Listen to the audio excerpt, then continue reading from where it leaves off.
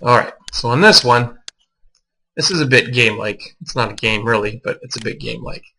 All I've done is I've created a form that's 800 pixels wide across the top by 600 pixels tall across the side, or down the side. And what I'm doing on this, so I'm just going to resize this so we get a bit better use of the space. There we go.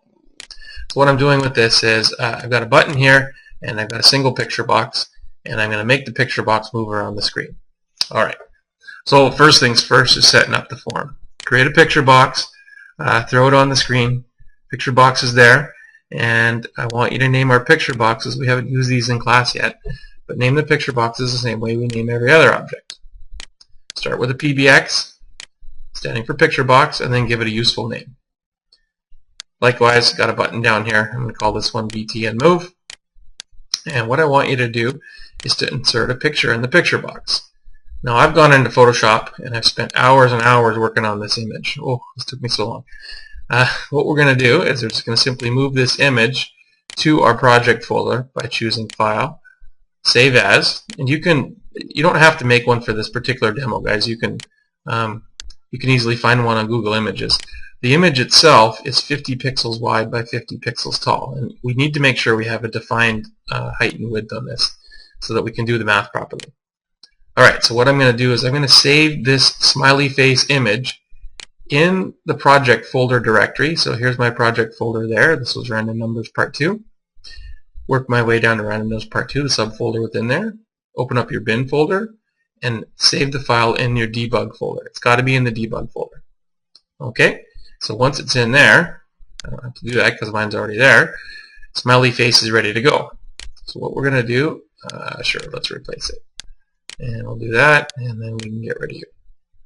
Once it's in your project folder, we're good to go, and we can import it into our project simply by clicking on the picture box, right-click, go down to Choose Image, and then you wouldn't see this here just yet. You're going to have to click on Project Resource, Import, and then go find that same file folder. So for me, it was in my Documents library, Random Numbers Part 2, inside the bin, inside the debug, and there's my smiley face. Let me just do this. There's our smiley face. Okay? So once you've imported it, it will appear there. You click OK, and it appears in your picture box there. So, again, the real simple program that we're going to create. You hit the Move button, and the smiley face will move around on the screen to a new location, a new random location. Let's toggle over to the code. Again, I like my documentation. I'm going to create my programmer's block at the top. And shrink this a bit. I'm going to create two variables. We've never done this before in class, but you can actually define two variables on one line. So simply start with the keyword dim, and then separate your variables. Don't do that. Separate your variables with commas, and then obviously finish off with the type short. Nothing too complicated there. It's relatively easy to do. Alright, then we're going to pull up our button click event. And I've just pasted that formula in here. This is the same formula I showed you in the last one. Again, it's the highest number minus the lowest number in the range. Add 1 to it, multiply it by our random number generator, and then add our lowest value again, which in this case is going to be 1. So, remember, this form is 800 pixels wide by 600 pixels tall, and that includes this space up here and these little spaces here on the outer edge. So, our picture box isn't going to move perfectly because there's going to be times where it's going to be slightly off the screen, but that's okay. And remember, we're going to change the dot top and dot left properties. So when the picture box is here, way up here near the origin, our dot left property is low. Our dot top property is also low. And as our dot left property increases, our picture box moves to the right. As our dot top property increases, our picture box moves down. And of course, if they both increase, it'll move this way. Now what we're going to do is we're going to create a random number and move this guy all over the screen. So all you have to do is, remember, the location for this is based off the top left-hand corner. The very top pixel, you can't even see it here underneath my cursor, right where the top of my cursor is there. Pixel number 1 is in the top left-hand corner. So when we're dealing with the dot top and dot left properties, it's the location of that pixel. So if you can do the math in your head, if my form is 800 pixels wide, and my picture box is 50 pixels wide, what's the number range I'm going to have to do to more or less keep this picture box on the screen? Well, if it's 800 pixels wide and the furthest over this way we want it to go is there, 800 minus the 50 here is 750. Well, it's not perfect math because we've got to include the borders in there.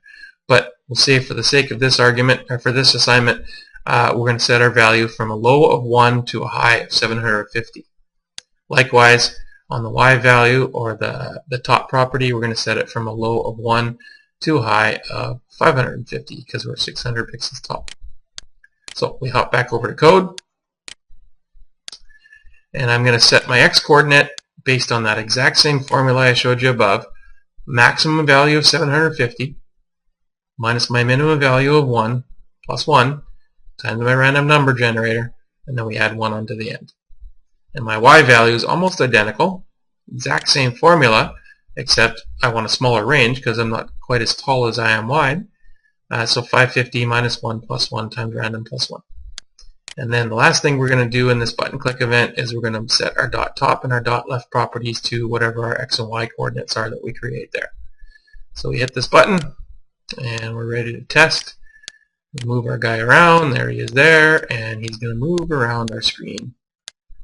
Oh, he did pop off the screen a little bit. Let me see if I can find another one where he does that. Okay, and again, the reason why he's doing that is because in the 600 pixels tall, we have to include the pixels from here to here, and then from here to here. So we'd actually have to make it a little bit less than that. You can fiddle with the numbers until you get it exact.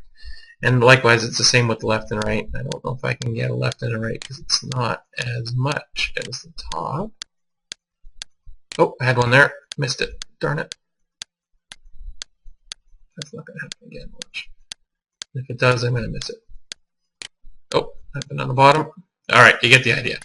At any rate, that's the random number generator, folks. And remember, just typecast it to an integer to get rid of the extra decimal places at the end. Truncate those decimals, and we're good to go.